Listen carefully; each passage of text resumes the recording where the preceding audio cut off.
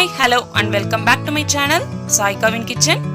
இன்றைக்கான வீடியோக்குள்ளே போகிறதுக்கு முன்னாடி நம்ம சேனலை நீங்கள் இது வரைக்கும் சப்ஸ்கிரைப் பண்ணலன்னா வீடியோக்கு கீழே வர ரெட் கலர் சப்ஸ்கிரைப் பட்டனை மறக்காமல் கிளிக் பண்ணிக்கோங்க. கூடவே வர பெல் சிம்பிளை கிளிக் பண்ணி ஆல்ங்கிற ஆப்ஷனை செலக்ட் பண்ணிக்கோங்க. ஹாய் ஃப்ரெண்ட்ஸ், இன்றைக்கி நம்ம சேனலில் ரொம்ப ஒரு வித்தியாசமான ருசியான குழம்பு ரெசிபி எப்படி செய்யலாங்கிறதான் பார்க்க போகிறோம். வீட்டில் காய்கறி இல்லையா, கவலையே படாதீங்க, இந்த குழம்பு வச்சு பாருங்கள். எல்லோரும் வேணான்னு சொல்லாமல் விரும்பி சாப்பிடுவாங்க.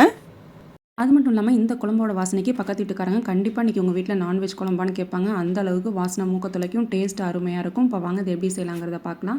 அதுக்கு நான் இன்றைக்கி 1 கப் அளவு கடலைப்பருப்பு எடுத்திருக்கேன். அதை ஒரு பவுலுக்கு மாற்றிக்கலாம்.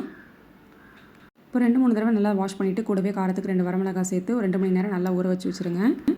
அடுத்தது ஸ்டவ் ஆன் பண்ணிவிட்டு ஒரு கடாயில் கொஞ்சமாக எண்ணெய் சேர்த்துக்கோங்க. நான் நல்லெண்ணெய் ஆட் பண்ணியிருக்கேன். எண்ணெய் நல்லா ஹீட் ஆனதுக்கப்புறமா இதில் பட்டை, கிராம்பு 2, பிரிஞ்சி இலை, கல்பாசி இதெல்லாமே சேர்த்துக்கலாம். கூடவே வாசனைக்கு 1 ஸ்பூன் போல் சோம்பு சேர்த்துட்டு நல்லா பொரிய விட்டுருங்க. நல்லா பொரிஞ்சதுக்கப்புறமா இது கூடவே ஃப்ரெஷ்ஷான ஒரு கொத்து கருவேப்பிலை ஆட் பண்ணிக்கலாம். இப்போ எல்லாம் சேர்த்து நல்லா வதங்கினதுக்கப்புறமா இது கூட பெரிய வெங்காயம், ஒரு பெரிய வெங்காயம் நல்லா பொடியாக கட் பண்ணி இது கூட சேர்த்துக்கோங்க. இதையும் நல்லா மீடியமான ஃப்ளேமில் வச்சு வதக்கி எடுத்துக்கலாம். வெங்காயம் ஒரு வதங்கினதுக்கப்புறமா இது குழம்புக்கு தேவையான அளவு உப்பு சேர்த்துக்கோங்க. இது கூடவே தோலுடன் கூடிய 5-6 பல் பூண்டை நல்லா இடித்து சேர்த்துக்கோங்க. வாசனை நல்லாயிருக்கும். வெங்காயம், பூண்டு இதெல்லாமே வந்துட்டு நல்லா வதங்கி வாசனை வர ஆரம்பிச்சிருச்சு. இப்போ அடுத்ததாக இது கூட நம்ம கட் பண்ணி வச்சுருக்க தக்காளி ஆட் பண்ணிக்கலாம். நான் இன்றைக்கி ஒரு தக்காளி சின்ன சின்ன பீஸஸாக கட் பண்ணி எடுத்து வச்சுருக்கேன். அதை சேர்த்துக்கிறேன். இப்போ இது கூட 1/4 ஸ்பூன் அளவு மஞ்சள்தூள், 1 ஸ்பூன் அளவு மிளகாய்த்தூள், 2 ஸ்பூன் அளவு குழம்பு மிளகாய்த்தூள் சேர்த்துக்கலாம். இப்போது மசாலாலாம் ஆட் பண்ணதுக்கப்புறமா கரைஞ்சி போயிடாமல் மீடியமான ஃப்ளேமில் வச்சுட்டு இந்த வெங்காயம் தக்காளி கூட சேர்த்து நல்லா வதக்கிக்கோங்க. இப்போ இது கூட கொஞ்சமாக தண்ணி சேர்த்துக்கலாம். இப்போது வெங்காயம் தக்காளியெலாம் நல்லா வதங்கி மசாலா கூட சேர்த்து நல்லா சாஃப்டாக குக் ஆகட்டும். அதுக்கு தேவையான தண்ணி சேர்த்துட்டு மூடி போட்டு ஒரு 5 நிமிஷம் வேக வச்சுருங்க. அதுக்குள்ளே இப்போ நான் அதில் ஒரு அரை மூடி அளவு பல்லு பண்ண தேங்காய் எடுத்து வச்சுருக்கேன். கூடவே வந்துட்டு 1 ஸ்பூன் சோம்பு, 1 ஸ்பூன் கசகசா சேர்த்து நல்லா வந்துட்டு நைஸாக பேஸ்ட்டாக அரைச்சி எடுத்து வந்துடுங்க. இப்போ கொதிச்சிக்கிட்டு இருக்க இந்த மசாலா கூட நம்ம அரைச்சி எடுத்து வச்ச தேங்காய் விழுதையுமே ஆட் பண்ணிக்கலாம். தேங்காய் விழுது சேர்த்து கலந்து விட்டதுக்கப்புறமா தேங்காய் தண்ணி சேர்த்து கொதிக்க விட்டுருங்க. இது ஒரு பக்கம் இருக்கட்டும். நம்ம ஆல்ரெடி ஊற வச்ச கடலைப்பருப்பு ஊறிடுச்சு. அது மிக்ஸி ஜாரில் சேர்த்து கொஞ்சமாக அது கூட சோம்பு சேர்த்து நல்லா கொரப்பாக இந்த அளவு அரைச்சி எடுத்து வந்துடுங்க. ரொம்ப மையாக அரைச்சிட வேணாம். இது கூட நல்லா மொறுமொறுப்பாக வரதுக்காக ஒரு 2 ஸ்பூன் அளவு அரிசி மாவு சேர்த்துட்டு பொடியாக கட் பண்ண அரை பெரிய வெங்காயம், சின்ன பீஸ் இஞ்சி, ஒரு பச்சை மிளகாய் நல்லா பொடியாக கட் பண்ணது, கூடவே வாசனைக்கு கருவேப்பிலை, கொத்தமல்லி இதெல்லாமே சேர்த்துக்கலாம். தண்ணி எல்லாம் கொஞ்சோடு சேர்க்காமல் நல்லா வந்துட்டு மையாக அரைச்சி எடுத்து வந்துடுங்க. கூட மஞ்சத்தூள், உப்பு சேர்த்துட்டு நல்லா பசஞ்சு விட்டுக்கலாம். விப்பரில் போட்டு ஃபஸ்ட்டு அரைச்சி எடுத்துக்கிட்டு அதுக்கப்புறம் வந்துட்டு இந்தளவுக்கு கொரப்பாக ஓரளவு அரைச்சி எடுத்துருங்க. தண்ணி ஊற்றி அரைச்சிட வேணாம். இப்போ இன்னொரு பக்கம் அடுப்பில் நம்ம வந்து எண்ணெயை காய வச்சுக்கலாம்.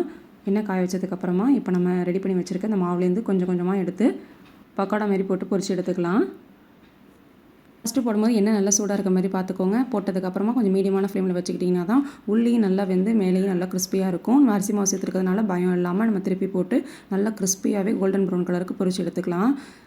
நம்ம வடை மாதிரி தட்டி போடுறத விட இந்த மாதிரி இந்த ஸ்டைலில் செஞ்சு பாருங்கள், ரொம்பவே சூப்பராக இருக்கும். சும்மாவே ஸ்நாக்ஸ் மாதிரி சாப்பிட்டாலும் நல்லா கிறிஸ்பியாக சூப்பராக இருக்கும். இப்போ இது மாதிரி ரெடி பண்ணி எடுத்துக்கிட்டு கொதிச்சிட்டு இருக்க இந்த குழம்பு கூட நம்ம எடுத்து வச்ச இந்த ரெடி பண்ணி வச்சுருக்க பக்கோடா துண்டுகளை ஆட் பண்ணிக்கலாம். குழம்பு வந்துட்டு ரொம்ப தண்ணியாகவும் இருக்கக்கூடாது, ரொம்ப புட்டு மாதிரி திக்காகவும் இருக்கக்கூடாது, மீடியமான கன்சிஸ்டன்சியில் இருக்கணும். ஏன்னா பக்கோடாஸ் ஆட் பண்ணதுக்கப்புறம் பார்த்திங்க அப்படின்னா அது நல்லா இந்த குழம்பு எல்லாத்தையும் உறிஞ்சிரும். அதனால் ரொம்ப தண்ணி அளவு மட்டும் கொஞ்சம் கரெக்டாக பார்த்து வச்சுக்கோங்க. அவ்வளோதான் வந்துட்டு மல்லித்தலை போட்டு இறக்க வேண்டியதான். ரொம்பவே டிஃப்ரெண்ட்டான ஒரு சூப்பரான காய்கறி இல்லாத நேரத்தில் நமக்கு ஈஸியாக செய்யக்கூடிய ஒரு ரெசிபி பக்கோடா குழம்பு. நல்லா மல்லித்தலை வாசனையோட நல்லா கமகமன்னு நம்மளே பக்கோடா குழம்பு ரெடி ஆகிடுச்சு. நல்லா சூடான சாதத்தில் இந்த பக்கோடாவோட சேர்த்து இந்த குழம்பும் போட்டு பசஞ்சு சாப்பிட்டிங்கன்னா சாப்பிட்றதுக்கு அவ்வளோ ஒரு டேஸ்ட்டாக இருக்கும். இதுக்கு சைட் டிஷ்ஷே தேவையில்லை, அந்தளவுக்கு சூப்பராக இருக்கும். ரொம்பவே ஈஸியான செய்யக்கூடிய அந்த புதுமையான ரெசிபி பக்கோடா குழம்பு நீங்களும் உங்கள் வீட்டில் மறக்காமல் ட்ரை பண்ணி பாருங்கள். ட்ரை பண்ணி பார்த்துட்டு எப்படி இருந்துச்சுன்னு கமெண்ட் செக்ஷனில் கமெண்ட் பண்ணுங்கள். இந்த ரெசிபி உங்களுக்கு பிடிச்சிருந்துச்சுன்னா மறக்காமல் லைக் பண்ணி ஷேர் பண்ணிக்கோங்க. நம்ம சேனல் சப்ஸ்கிரைப் பண்ணலாம், சப்ஸ்கிரைப் பண்ணி கூடவே இருக்க பெல் பட்டனை கிளிக் பண்ணி ஆல்ங்கிற ஆப்ஷனை செலக்ட் பண்ணிக்கோங்க.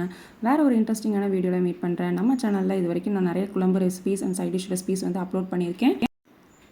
அதிலுமே என் கார்டு என் பட்டனில் ப்ளேலிஸ்ட் கொடுத்துருக்கேன், போய் செக் பண்ணி பாருங்கள். வேறு ஒரு இன்ட்ரெஸ்டிங்கான வீடியோவில் உங்களை நான் மீட் பண்ணுறேன். அண்டில் தென் டேக் கேர், பாய்.